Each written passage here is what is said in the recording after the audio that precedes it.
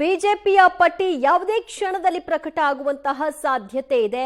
ಸಂಜೆ 6 ಗಂಟೆ ಅಂತಿದ್ರು, ಯಾವುದೇ ಕ್ಷಣದಲ್ಲಾದ್ರೂ ಕೂಡ ಬಿಜೆಪಿ ತನ್ನ ಪಟ್ಟಿಯನ್ನ ಬಿಡುಗಡೆ ಮಾಡಬಹುದು. ಕರ್ನಾಟಕದ ಒಟ್ಟು 12 ಕ್ಷೇತ್ರಗಳಿಗೆ ಅಭ್ಯರ್ಥಿಯನ್ನ ಘೋಷಣೆ ಮಾಡಬಹುದಾದ ನಿರೀಕ್ಷೆ ಇದೆ. ಕರ್ನಾಟಕದ ಪಟ್ಟಿಯಲ್ಲಿ ಅಚ್ಚರಿಯ ಸಾಧ್ಯತೆಯನ್ನು ಕೂಡ ತಳ್ಳಿ ಹಾಕುವ ಹಾಗಿಲ್ಲ. ಕೆಲವು ಹಾಲಿ ಸಂಸದರಿಗೆ ಶಾಕ್ ನಿರೀಕ್ಷೆ ಇದೆ. ಅವರಿಗೆ ಕೊಡುವ ಸಾಧ್ಯತೆ ಇದೆ, ಹೊಸಬರಿಗೆ ಅವಕಾಶ ಕೊಡುವಂತಹ ಸಾಧ್ಯತೆ ಇದೆ. ಕುತೂಹಲವನ್ನ ಕೆರಳಿಸ್ತಾ ಇದೆ ಬಿಜೆಪಿಯ 2ನೇ ಪಟ್ಟಿ. ಯಾವುದೇ ಕ್ಷಣದಲ್ಲಾದ್ರೂ ಕೂಡ ಬಿಜೆಪಿ ತನ್ನ ಪಟ್ಟಿಯನ್ನ ಪ್ರಕಟ ಮಾಡಬಹುದಾದಂತಹ ನಿರೀಕ್ಷೆಯನ್ನ ಇಟ್ಕೊಳ್ಳಲಾಗ್ತಾ ಇದೆ. ಮೊದಲ ಪಟ್ಟಿಯಲ್ಲಿ ಅವರು ಕರ್ನಾಟಕಕ್ಕೆ ಸಂಬಂಧಪಟ್ಟ ಹಾಗೆ ಯಾವುದೇ ಕ್ಷೇತ್ರಗಳ ಒಂದು ಘೋಷಣೆಯನ್ನ ಮಾಡಿರಲಿಲ್ಲ. ಈಗ 2ನೇ ಪಟ್ಟಿಯಲ್ಲಿ ಅದರ ನಿರೀಕ್ಷೆಯನ್ನ ಮಾಡಲಾಗ್ತಾ ಇದೆ. ಒಟ್ಟು 12 ಅಭ್ಯರ್ಥಿಗಳ ಹೆಸರನ್ನ ಘೋಷಣೆ ಮಾಡ್ತಾರೆ. ಅದರಲ್ಲಿ ಕೆಲವೊಂದಷ್ಟು ಅಚ್ಚರಿಗಳು ಕೂಡ ನಿರೀಕ್ಷೆ ಮಾಡಬಹುದಾಗಿದೆ. ಹಾಲಿ ಸಂಸದರಿಗೆ ಕೊಟ್ಟು ಹೊಸಬರಿಗೆ ಅವಕಾಶವನ್ನ ಮಾಡಿಕೊಡುವಂತಹ ಅಥವಾ ಅಚ್ಚರಿಯ ಅಭ್ಯರ್ಥಿಯನ್ನ ಅಲ್ಲಿ ತರಬಹುದಾದಂತಹ ನಿರೀಕ್ಷೆಯನ್ನ ಮಾಡಲಾಗ್ತಾ ಇದೆ.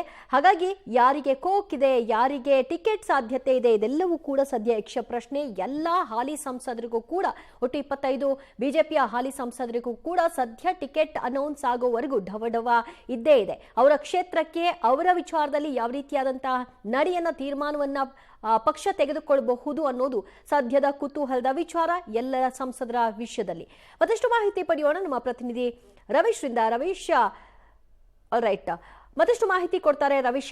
ಈಗ 12 ಕ್ಷೇತ್ರಗಳ ಅಭ್ಯರ್ಥಿಗಳ ಹೆಸರನ್ನ ನಿರೀಕ್ಷೆ ಮಾಡಬಹುದು ಅಂತ ಹೇಳಲಾಗ್ತಾ ಇದೆ. ಎಷ್ಟೊತ್ತಿಗೆ ಅನೌನ್ಸ್ ಆಗಬಹುದು? ಪ್ರೆಸ್ ಮೀಟ್ ಏನಾದ್ರೂ ಕರೆದಿದ್ದಾರಾ?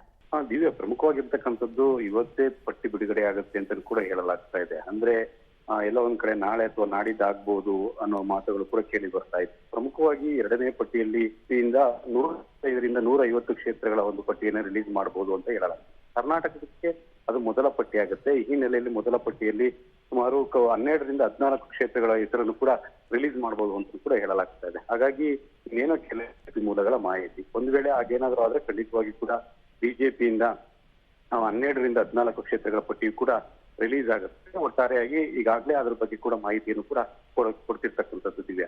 ಅಂದ್ರೆ ಈ ಪಟ್ಟಿಯಲ್ಲಿ ಕೆಲವೊಂದಷ್ಟು ಗೊಂದಲಗಳು, ಊಹಾಪೋಹಗಳು, ಅದಕ್ಕೂ ಕೂಡ ಕ್ಲಾರಿಟಿ ಸಿಗಬಹುದಾದ ನಿರೀಕ್ಷೆ ಇಟ್ಕೊಳ್ಬಹುದಾ ರವೀಶ್? ಖಂಡಿತವಾಗಿಯೂ ಕೂಡ. ಯಾಕೆಂದ್ರೆ ಕೆಲವು ಗೊಂದಲಗಳೇನಿದೆ ಆ ಗೊಂದಲಗಳಿಗೆ ಸಂಬಂಧಪಟ್ಟಂತೆ ಒಂದ್ ರೀತಿಯಲ್ಲಿ ಇದನ್ನು ಕೂಡ ಕೊಡುವಂತ ಚಾನ್ಸ್ ಜಾಸ್ತಿ ಇರುತ್ತೆ. ಈ ಹಿನ್ನೆಲೆಯಲ್ಲಿ ಅದನ್ನ ಯಾವ ರೀತಿ ಬಿಜೆಪಿ ಹೈಕಮಾಂಡ್ ಅಳದು ತೂಗಿ ಅಂತಿಮಗೊಳಿಸುತ್ತೆ ಕೂಡ ಕಾದು ನೋಡ್ಬೇಕು.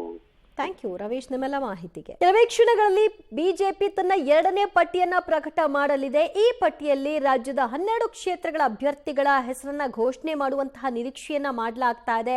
ಅಳೆದು ತೂಗಿ ನಿರಂತರವಾಗಿ ಸಭೆಗಳ ಮೇಲೆ ಸಭೆ ನಡೆಸಿ ಒಟ್ಟು 28 ಲೋಕಸಭಾ ಕ್ಷೇತ್ರಗಳ ಚರ್ಚೆಯಾಗಿದೆ ರಾಜ್ಯಕ್ಕೆ ಸಂಬಂಧಪಟ್ಟ ಹಾಗೆ.